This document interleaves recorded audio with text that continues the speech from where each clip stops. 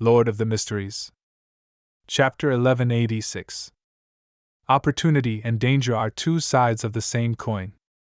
The fool acknowledged softly and didn't deny the hanged man's guess, nor was he certain that it was Queen of Calamity Kohinum.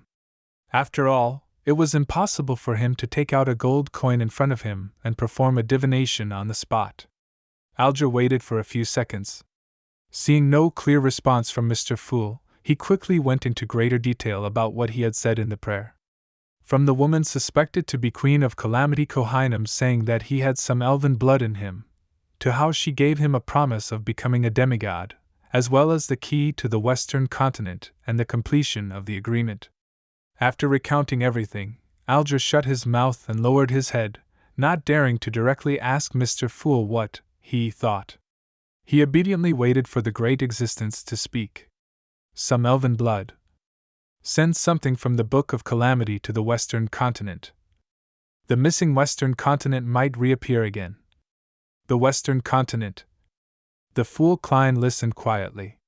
He closed his eyes and calmly said, "This is very dangerous, but this is also an opportunity for you." He had already gained initial control of Sapphira Castle, and the power he could mobilize had reached the level of a Sequence 2 angel. As for Queen of Calamity Kohinum, she couldn't be higher than this level. Therefore, he was quite confident that he could resist the various accidents brought about by the Elf Queen. It was precisely because of this that he dared to claim it to be an opportunity for the hanged man. Of course, the prerequisite for grasping the opportunity was that the hanged man wasn't rash or went overboard. He had to constantly remember to ask for protection at all times. Therefore, Klein specially emphasized that it was very dangerous. He wanted the hanged man to remember to pray to Mr. Fool before he took action. This short sentence had two meanings to it, but he believed that Mr. Hangman would definitely understand it. Alger was delighted as he replied rather sincerely, as though he had learned from the sun. "My faith lies only with Mr. Fool."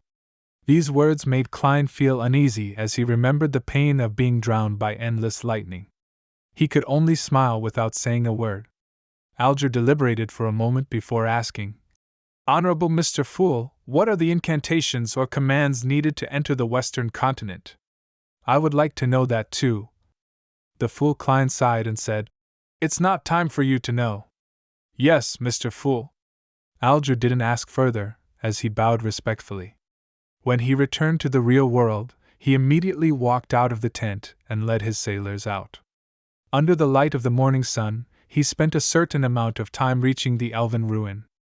The scene here was identical to what he had seen in his dream. The withered vines covered the decaying wooden structure, and there were some areas where the text on monuments could be seen. The air seemed to have frozen, as though no one had stepped in for a long time. Looking around, Alger suddenly thought of a question. How was he to face the church after he really relied on the Queen of Calamity to become a demigod? Directly rebel, becoming the 5th king over the 5 seas, no, the 6th king? But this way, I won't have a chance to come into contact with the Book of Calamity. Unless I design a situation that forces the church to use this sealed artifact that might have been labeled as Grade 0 without my knowledge. That will not only be very difficult, but I have to become a Sea King, or even a Calamity to succeed. Yes, I can request the world's help. If I wish to continue staying in the church, I have to give them a reason that they cannot ignore but is sufficiently believable. Alger frowned slightly without hiding his solemnity. In the eyes of the sailors who followed him, this was a sign that he was worried about the ruin. As his thoughts churned, Alger gradually came up with ideas. There are many books in the church that have records of people turning into demigods due to a fortuitous encounter. 2/3 of them were invaded by evil gods and devils and eventually lost their lives in the purification process. However, 1/3 of them passed the test and became a high-ranking deacon or a cardinal. Now that the war has broken out, the situation in Lone is tense. As long as there aren't any problems during the investigation, the church wouldn't mind having an additional Sequence 4 demigod as cannon fodder. Then I can slowly gain their trust later. The prerequisite for all of this is that the Queen of Calamity hasn't truly attempted to corrupt me or left a mark on me. Considering the various sealed artifacts in the church's possession, I have to pray for Mr. Fool's blessings ahead of time. According to Miss Justice, Angel's Embrace can effectively hide one's true thoughts and tests in one's dream. With the members of the Tarot Club beginning to become demigods or about to become demigods, Alger really didn't wish to be lining the bottom of the barrel. Just like in the past, he had done so many things in the church, all for the sake of being superior to others. Now, he was naturally willing to take a certain risk. With this decision, Alger immediately led his sailors into the ruins and began exploring the path in his dreams. This time, he didn't split his subordinates into small teams.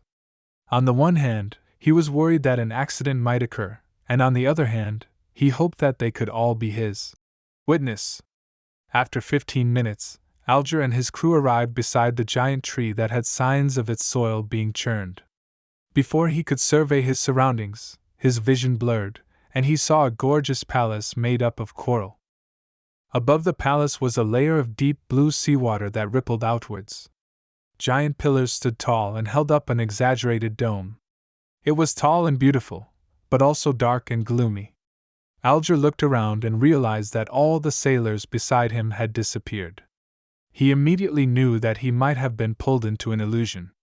He took a silent breath and slowly walked into the coral palace. There were many elves inside. They were either roasting fish or placing spices in the coagulated animal blood. Their choice of utensil was 2 tree branches to bring the food to their mouths. None of them minded the entrance of a stranger. Alger then cast his gaze to the 9 stairs 100 meters away. On the steps, there was a coral throne inlaid with sapphires, emerald, and lustrous pearls. The elf queen, Queen of Calamity, was sitting there, looking down at Alger. Very good. Kohinam nodded and threw out the exquisite gold wine glass. The gentle but resilient wind held the wine cup in its embrace and, like tiny pixies in a line, carried the corresponding items towards Alger. Alger reached out to receive it and looked down. He discovered that there was a blue liquid inside the golden cup. It was incorporeal, dreamy, and surreal.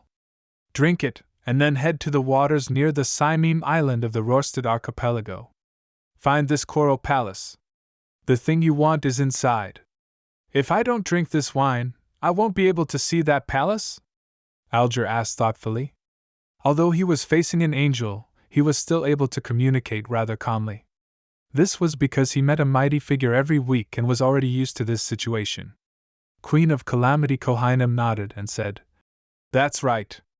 Will you leave a mark on me?" Alger asked cautiously. "Yes," Kohinam said coldly. "So, before entering the Coral Palace and obtaining the corresponding items, you can't return to Pasa Island. You can't meet the angels under Liotero. The pontiff can't be met even if I want to." Alger heaved a sigh of relief inwardly before asking, "After I get hold of that item, the effect of this wine will disappear?"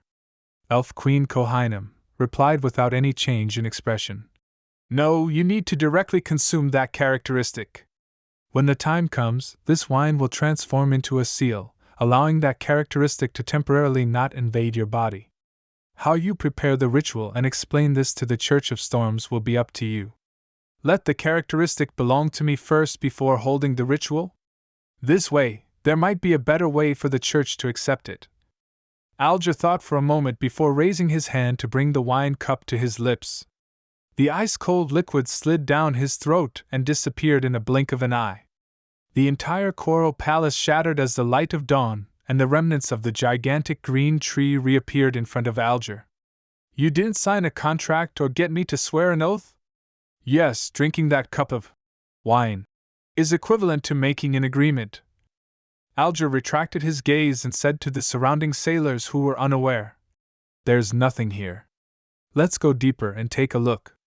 In the ancient palace above the fog, Klein also retracted his gaze from the crimson star representing the hanged man and nodded thoughtfully. "That's Ciata's and Mobit's grave. I never expected that golden wine cup to have such an effect." "That is indeed Elf Queen Kohinam." "How's her present condition?" "Half of it is in the Book of Calamity, while the other is hiding somewhere unknown. She Was using the golden wine cup or the characteristic to influence reality? Mr. Hangman hasn't been contaminated for the time being. I'll wait for him to head to the roasted archipelago before making another assessment.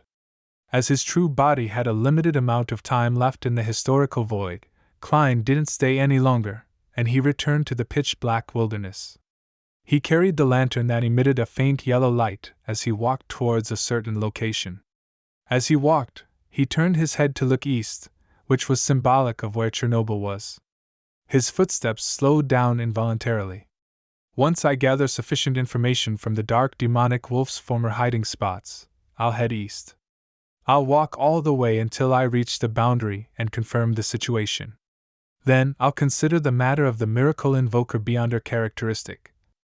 Amon probably wouldn't expect that I would suddenly leave. He definitely knows the past of the dark demonic wolf.